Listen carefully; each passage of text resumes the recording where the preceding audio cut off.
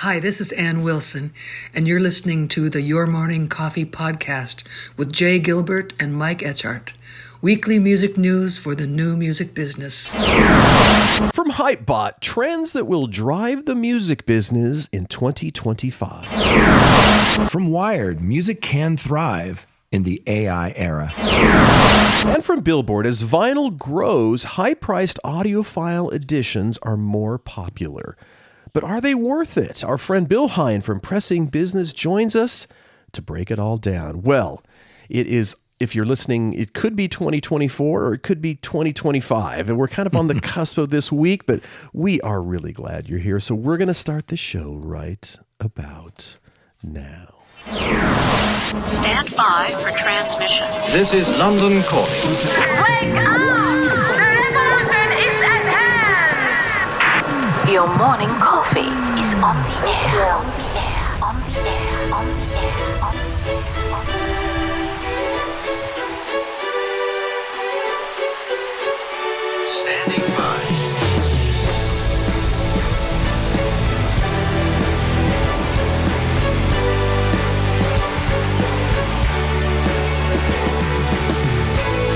Your morning coffee, the weekly music news for the new music business. It's the highly curated, agitated, advocated, moderated, and liberated digital music information that you need to know. We are your digital music authority. And now from our studios in Hollywood, California, here's your hosts, Jay Gilbert and Mike Etchart.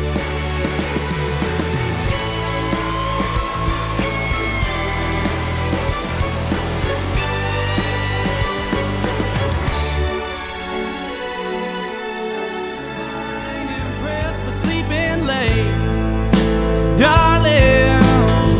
It'll all be gone.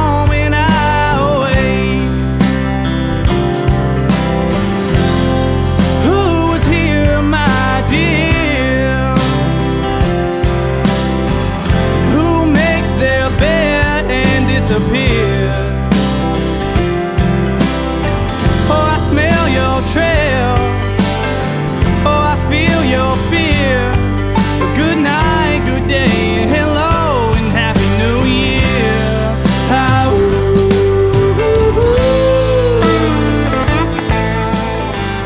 Well, Jay, I will say Happy New Year to you because it's not quite New Year's for us, and that song was by Parker McCollum. The Limestone Kid is the album, and it's a song called Happy New Year, and it's kind of hard to find songs that start with Happy New Year, but there you have it. Yeah, well, happy holidays, my friend. 2024 was an incredible year for the music business, for you and me, and we were talking before we hit record, 2025 is already shaping up to be pretty special.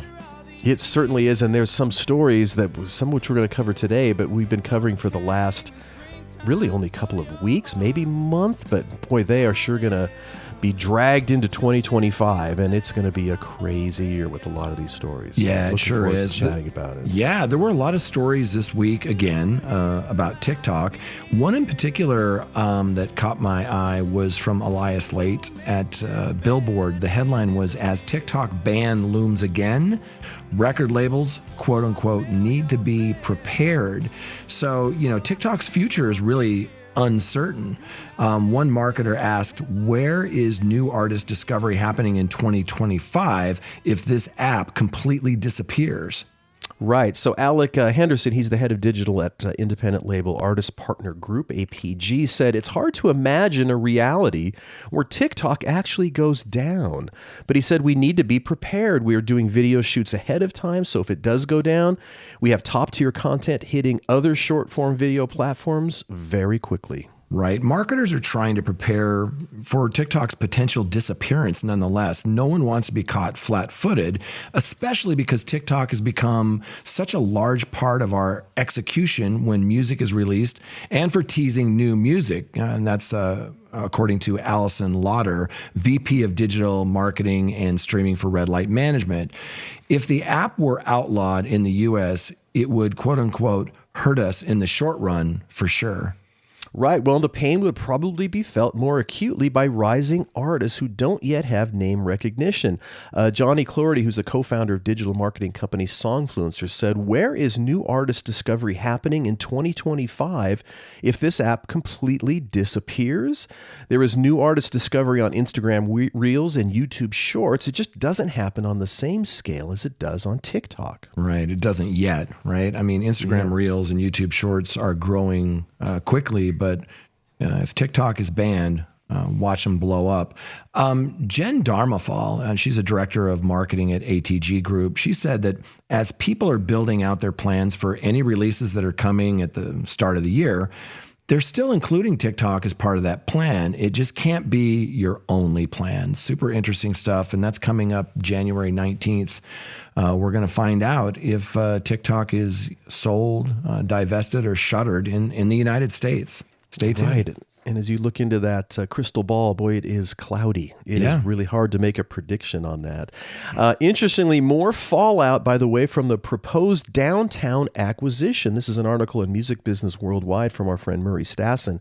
Indie organizations critical of downtown's $775 million sale to Universal Virgin Music call for authorities to block deal. Independent music organizations WIN, W-I-N, and A2IM have criticized Universal Virgin Music Group's $775 million acquisition of Downtown Music Holdings, and this is a story we talked about last week. Yeah, absolutely. In a press release that came out this last Thursday, these organizations claim that the deal creates huge consolidation in music distribution, licensing, and rights management that would seriously distort the global music market. The independent organizations say that they're calling for authorities to actually block the deal. Right. They also argue that the deal will result in fewer options for smaller companies to negotiate fair terms and compete on equal footing, leading to higher costs and less choice. Right. A2IM CEO, Dr. Richard James Burgess, he's been on this podcast, he said that Universal Music Group's acquisition of Downtown Music's assets continues a troubling trend of consolidating independent music infrastructure following acquisitions of InGrooves, M-Theory, and Pius.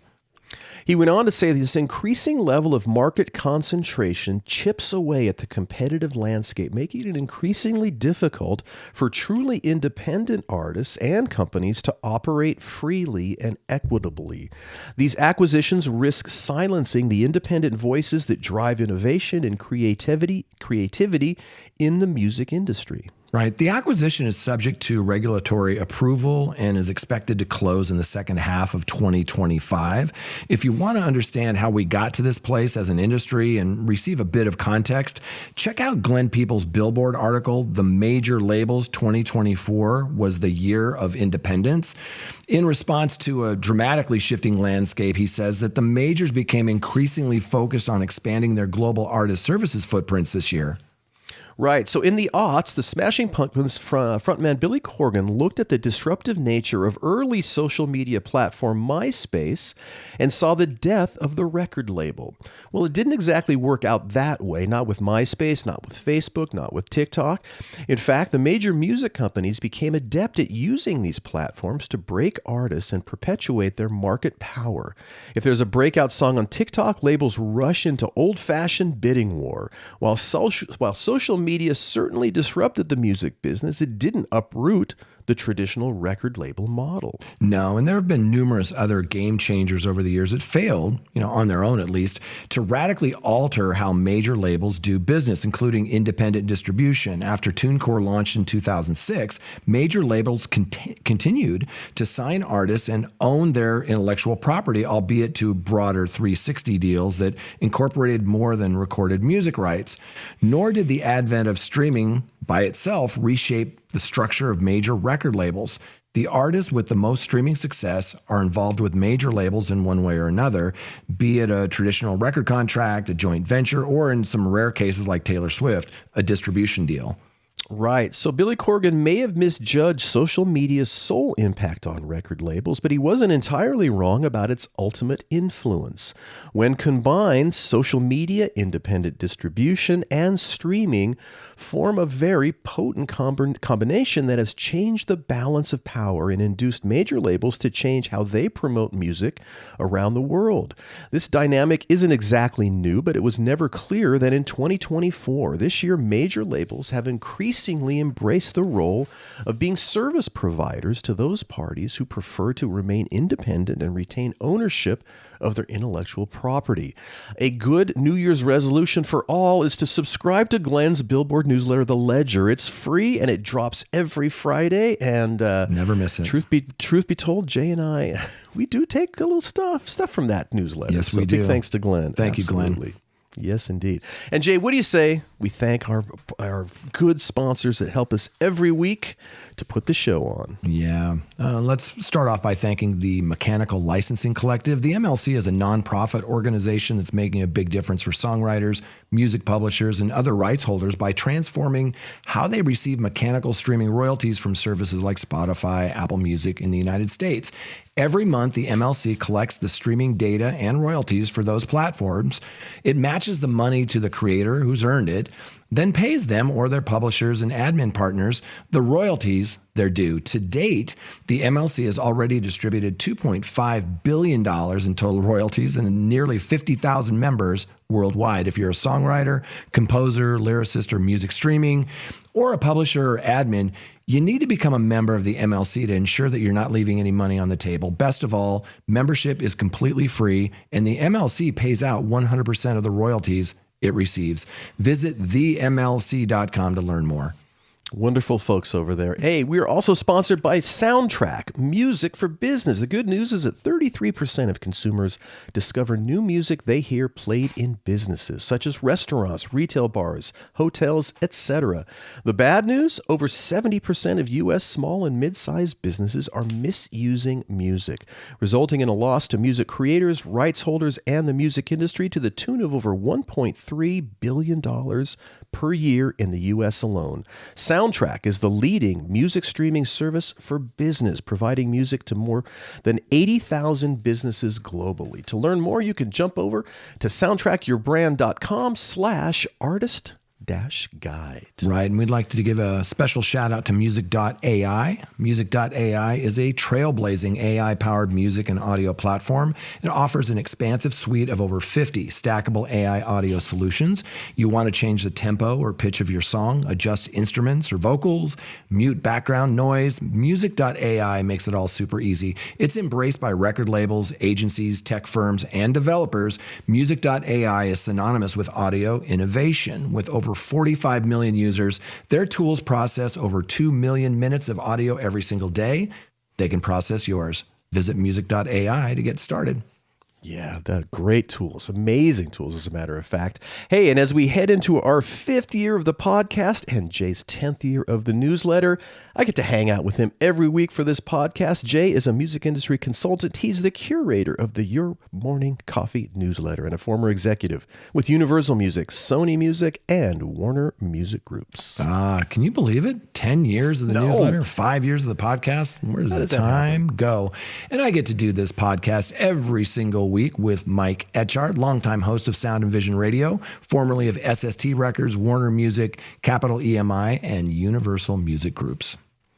Indeed. All right, Jay. Well, let's jump into the stories. The first one, trends that will drive the music business in 2025. That's a series by our friend Bruce Houghton at Hypebot. We asked a handful of the new music industry's finest to share the top trends and technologies they see gaining steam and shaping music and the music business in 2025. Right. This is a series by our friend Bruce over at Hypebot. Really super interesting, and I was honored that he asked me to participate. Here are the first 3 that they've released so far. The first one, Jorge Brea. He's the CEO of Symphonic and a friend of ours. We dig what they're doing over there.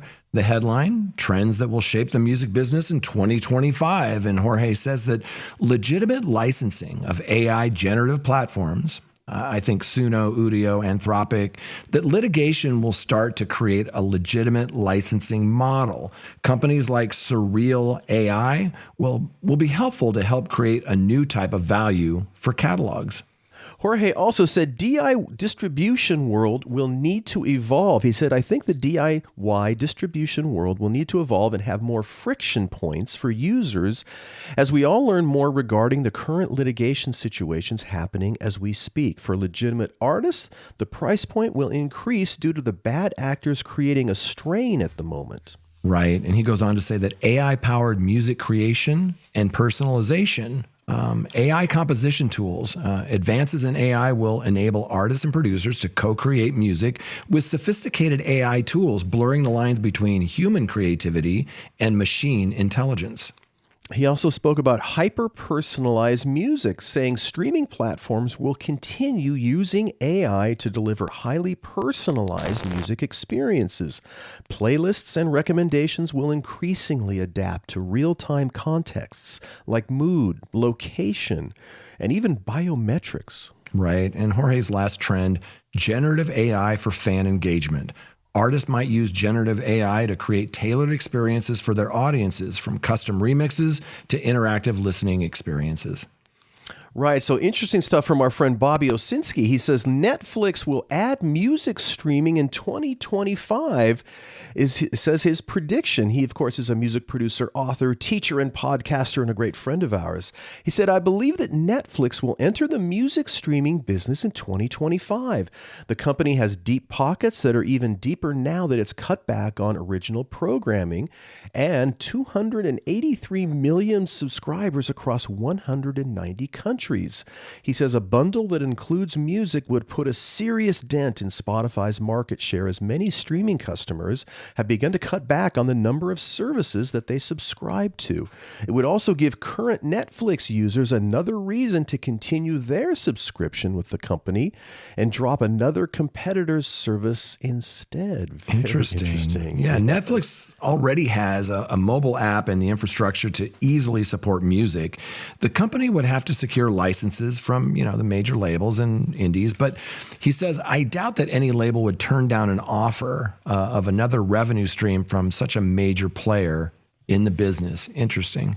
Right. And along with the same lines, here are Jay Gilbert's 3 trends that will drive the music business in 2025. Number 1, Jay says fans are the new creators. Generative AI platforms and tools are enabling fans to co-create music alongside their favorite artists, blurring the lines between music consumption and creation. He says younger generations who have grown up with technology view music creation differently than previous generations. These fans are no longer content to passively listen. They want to participate by speeding up, slowing down, reverbing, breaking out stems, remixing, interpolating, and reimagining tracks by their favorite artists. Online communities like BandLab, Discord servers, Reddit forums, etc. are fostering collaboration among fans to share tools, techniques, and inspiration. He says, look for new revenue streams from commercialization of fan-made content. And Jay, you have been talking about this for a long time. And it sounds so much better when you say it, though. I don't know about that. So that was number 1 trend I'm sort of predicting. The second one is a playlist is not a marketing plan, meaning dry streams, vinyl, and fandom. So in 2025, vinyl continues the long road back from fandom to consumption. Look for pre-release campaigns with premium vinyl coming out weeks ahead of streaming, as predicted by Will Page and Fred Goldring in their Billboard guest column, How Vinyl Can Harness the Influence of Superfans. From that article, with streaming, you merely press your thumb on a piece of glass. Owning, holding, and displaying a curated vinyl record with unique artwork has a much deeper meaning to a fan. Right. Well, fans today are drinking from a fire hose of new music being released each week. Spotify announced in October that they were seeing 105,000 tracks added to the platform daily on average. If you take into account platforms like SoundCloud and YouTube, some experts estimate that number nearly doubles. Right. And I put down here, because I think this is really important and something we've talked about before. Last year, Luminate tracked 184 million ISRCs, or tracks, basically. Of that number, 152 million had 1,000 or fewer plays. That's 86%. And that's super important when you talk about Spotify not paying for under 1,000 streams in a 12-month period. Here's the big number, though. 46 million had 0 plays. 46 million. That's 25% of the music that Luminate's tracking last year had 0 plays. So why is that? The barrier to entry has totally disappeared. Less than 4% of those tracks were released by the majors, yet that 4% makes up 64% of the market share. So it's easier than ever to release music globally, yet harder than ever to rise above the noise and clutter to achieve real audience growth and sustainable engagement. Vinyl ownership, streaming is access. Fans want both. Yes, they do. Well, and again, when you look at those numbers, they are just stunning. 25%, 0 plays. Unbelievable. Number 3 on this list, talk about direct consumer, the D2C revolution. There's so many benefits to developing a robust direct-to-fan relationship, not to replace traditional middlemen like labels, distributors, retailers, and DSPs, but to supplement them. The D2C can come... Let me start again. Hold on. 1946. D2C can take the form of website sales, venue sales, fan clubs, and crowdfunding. Right. And then I end the piece by saying that there are a lot of great platforms to get you started, like Bandzoogle, Bands in Town, Bandware. Artists and their teams are finding a lot of freedom in the products and experiences they offer D2C, direct to consumer. They also gain greater control over pricing, margins, they capture valuable fan data, and they foster direct to fan relationships. Yeah, good stuff, Jay. I think I'm with you on that. That crystal ball looks pretty clear, actually, for a lot of this stuff. So, we'll see. I do love the idea that Bruce came up with, asking people within the industry sort of what they see the trends are, and it's interesting to see how differently people see it from different sectors. There are going to be more of these, so keep your eye open for that on Hypebot, and we'll be adding those to your morning coffee.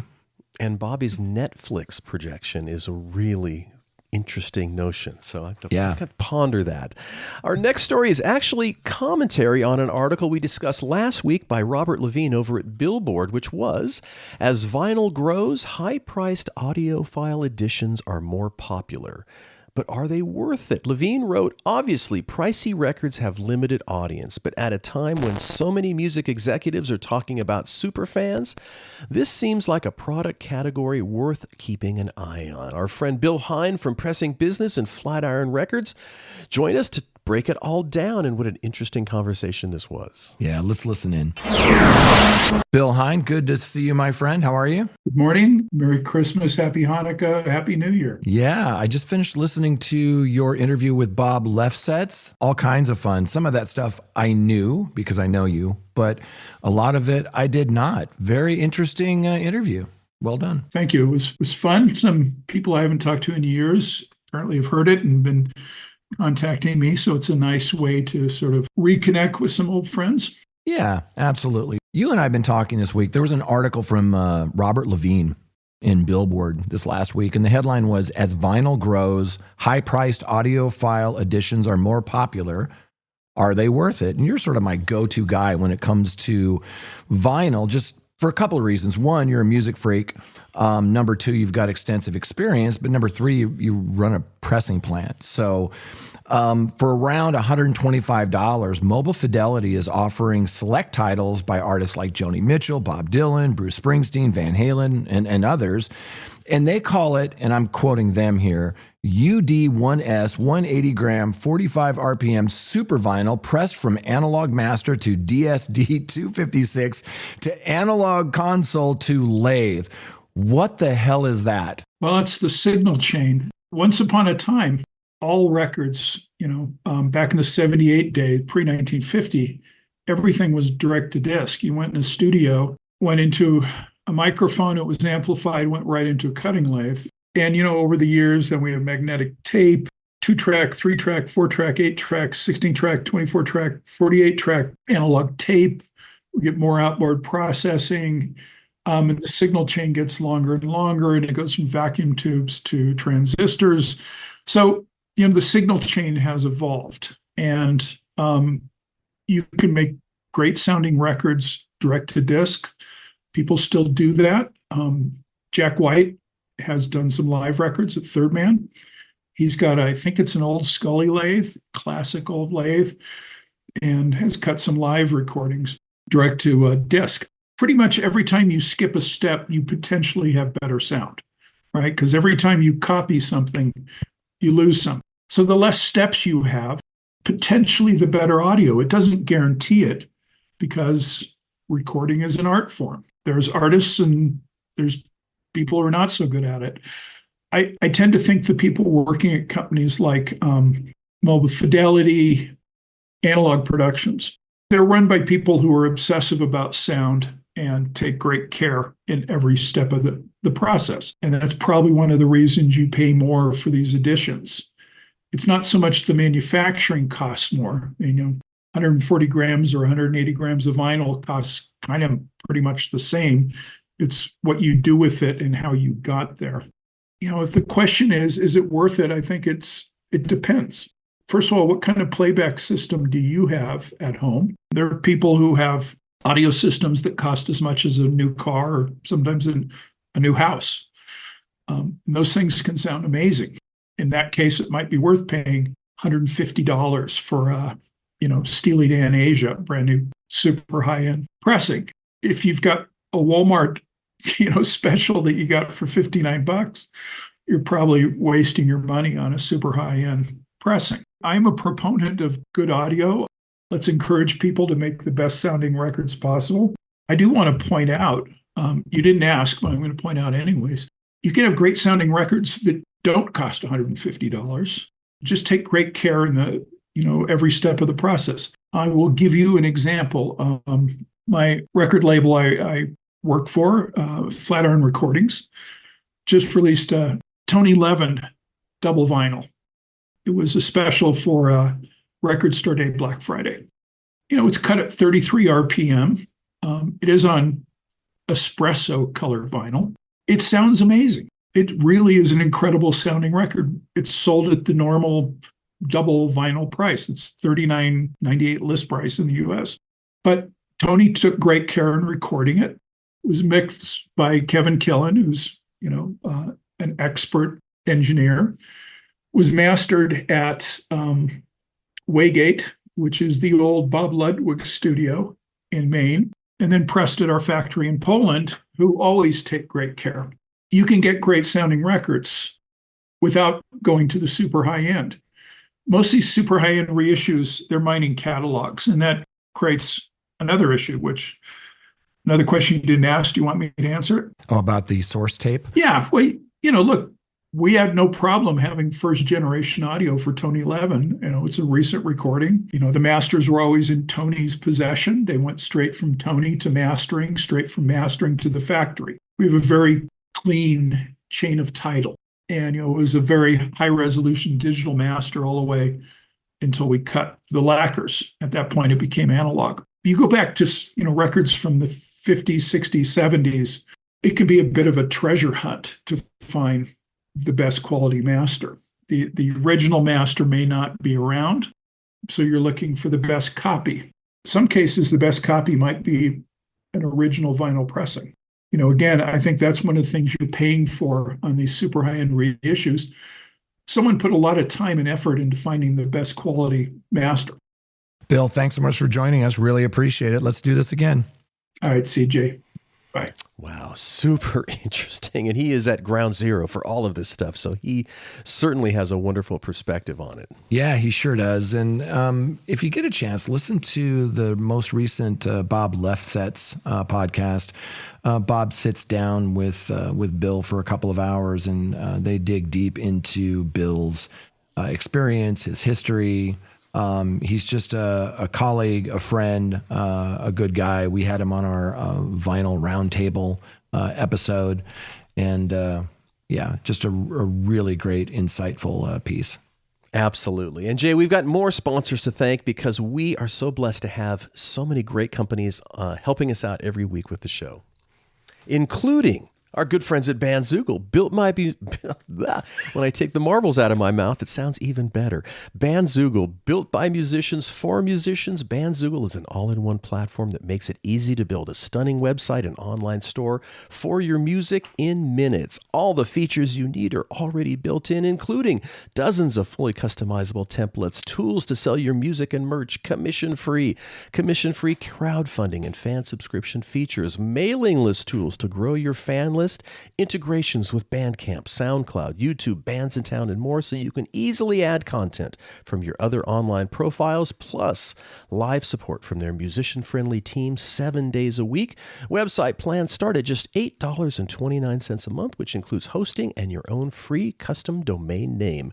Your Morning Coffee podcast listeners can go over to bandzoogle.com to try it free for 30 days and use the promo code Morning Coffee, which is all one word, by the way, to get 15% off the first year of any subscription. That's bandzoogle.com, promo code Morning Coffee. Yeah, and we're also sponsored by Hypebot. Since 2004, Hypebot has chronicled the new music industry and the trends and technologies that are changing how music is discovered, consumed, marketed, and monetized.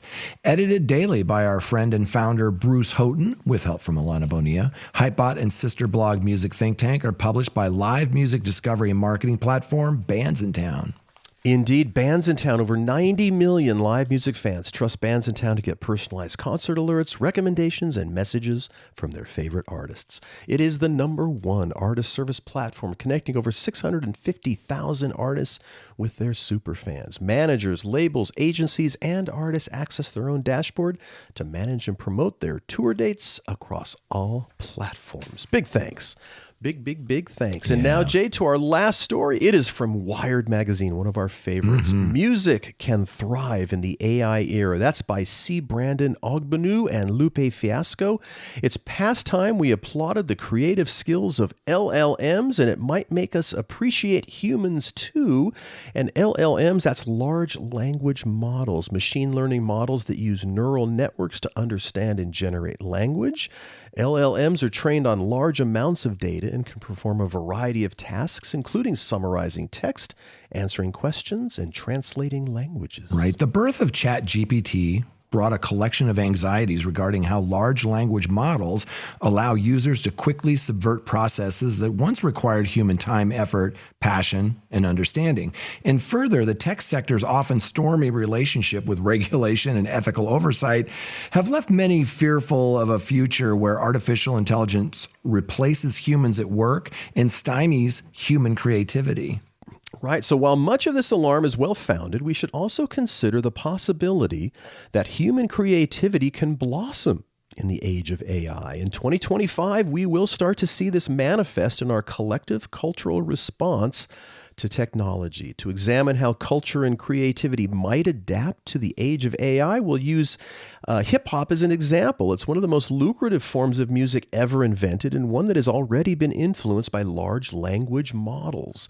We've all heard the AI-driven rap songs by popular artists and seen them go viral, easily mistaken for authentic original music. For example, during the recent rap feud between Drake and Kendrick Lamar, an AI-generated song called One Shot was released and was incorrectly attributed to Lamar. In 2025, we should expect more AI-generated fake music, especially fueled by the social media circus where being loudest and most provocative can draw the immediate attention of millions. Right. In 2025, we believe that creative engagement with AI will begin to take on 3 different forms. The first might be described as full surrender. Don't run from the technology, but rather lean into the fact that artificial intelligence can create terabytes of music in minutes, much of it as enjoyable as the music made by our favorite artists. While this strategy will include leaving the music making to the robots, human-driven aspects to music culture will remain. For example, one human element resides in how AI music is curated. Think successful DJs. And in a new industry of art critics and commentators, this is not unlike the TikTok influencers who are currently driving the widespread popularity of relics in the acts and arts of technology. The human-led discussion of AI products can be big business and will spawn neo-influencer culture that compares and evaluates this progress. Right. So a second strategy will involve an indirect embrace of artificial intelligence in the arts, where creativity becomes a healthy hybrid of the human and machine. In the case of hip-hop, artists such as 50 Cent have recently communicated their enjoyment of AI-assisted country music renditions of hip-hop classics, which are actually often made for humor. This is a model we will continue to see, AI-aided reimaginations or remixes of classic songs. Further, we may observe elaborations on this model, growth of a battle rap scene driven by AI algorithms trained on the data sets of human artists, or maybe even rap duos composed of two members, a rapper and their AI-trained sidekick with refrain hooks, also by a mix of human and AI singers. Right. The rise of AI and related technologies will cast a new light on original music that was made prior to its advent. This will implore an appreciation for proto-hip-hop, which may translate into a lucrative industry around the preservation of original music and association valorize. I'm sorry, let me try that again. I'm just gonna do that one from the top. Mm-hmm. Cool. Mm-hmm. The rise of AI and related technologies will cast a new light on original music that was made prior to its advent. This will implore an appreciation for proto-hip-hop that may translate into a lucrative industry around the preservation of original music and an association valorization of the artist. AI may aid in hip-hop's origins, finally getting the respect that it's always deserved and a place among the high arts. Right. So human technology and art are two institutions that are defined by their ability to surprise us. Yes, the relationship between creativity and AI will be a stormy one in the immediate future, but 2025 will be an inflection point where we begin to embrace greater possibility. Maybe there's a creative light at the end of the technology tunnel, one where analog era art forms like hip hop can thrive in a land of large language models and whatever else the age of AI will deliver. Well, Jay, I can say with certainty that 2025 is going to be wild and woolly as we progress through with so many of the stories we've talked about this year in 2024. As I said, kind of being dragged into 2025, and so much about AI, so much about it. It's coming so fast and furious. I mean, it's just with every week you and I get on before we hit record and we talk about some of the things we've read just that week, and it's just miraculous. Yeah, it's moving really fast. It's going to be a fun year. It is. Well, as we wrap up the show, if you enjoy the show, Jay and I would certainly appreciate it if you tell just one friend. And big thanks to the MLC, Soundtrack, Bandzoogle, Music.ai, Hypebot, and Bands in Town, our wonderful sponsors and collaborators. So on behalf of my good friend Jay Gilbert, I am Mike Etchart. We both say happy 2025, and we'll be back next week on the Your Morning Coffee Podcast.